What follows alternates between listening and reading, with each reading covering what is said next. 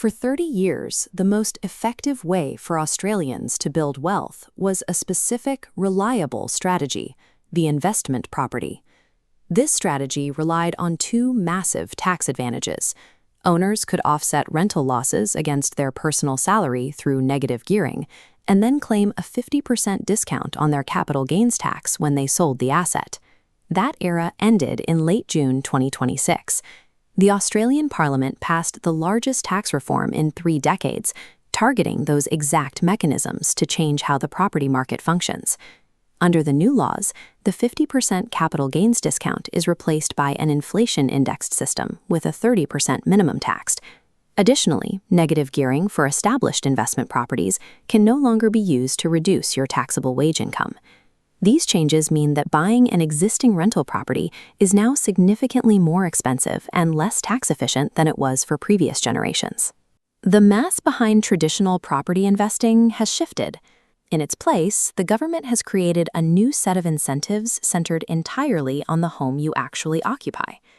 Despite the broad 2026 reforms, one specific advantage remained completely untouched: the full capital gains tax exemption for your primary place of residence. This chart shows how that exemption functions in practice. If a home purchased for $700,000 grows to $1.5 million over 20 years, the resulting $800,000 profit is 100% tax-free. Take a moment to consider that. There is no other asset class in Australia where you can legally generate nearly $1 million in profit and pay zero tax on the gain. The 2026 policy combines these tax protections with direct subsidies designed specifically for homeowners rather than investors.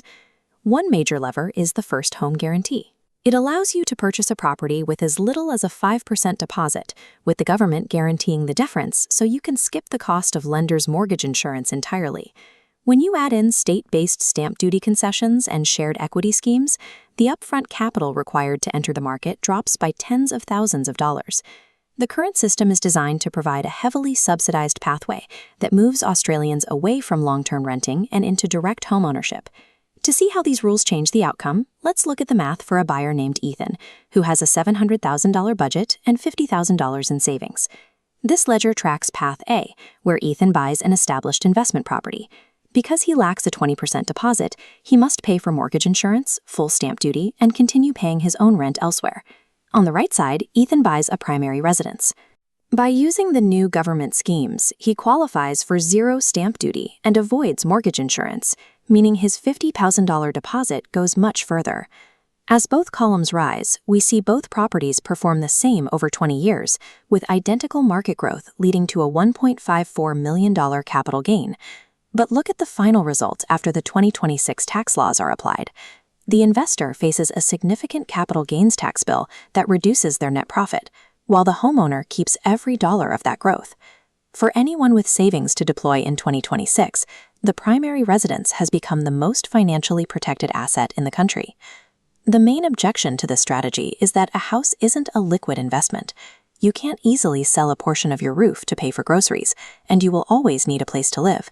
That is a valid point. Home equity is less accessible than an index fund. However, focusing only on liquidity ignores the unique structural benefits of owning the home you occupy.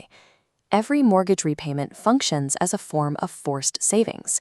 Instead of paying rent to a landlord with zero return, you are mechanically building equity in an asset you own, overcoming the lack of savings discipline that affects most people. This wealth eventually becomes accessible. You can downsize in retirement and unlock hundreds of thousands of dollars tax-free, or use your equity to secure other investments as your property value grows. In a world of remote work, this equity also provides a lifestyle lever. You can build years of tax-free growth in a major city, then sell and relocate to a lower-cost area, effectively unlocking a fortune to fund your life. The 2026 reforms position homeownership as a highly subsidized financial vehicle, protected by mathematical advantages that are unique in the modern economy.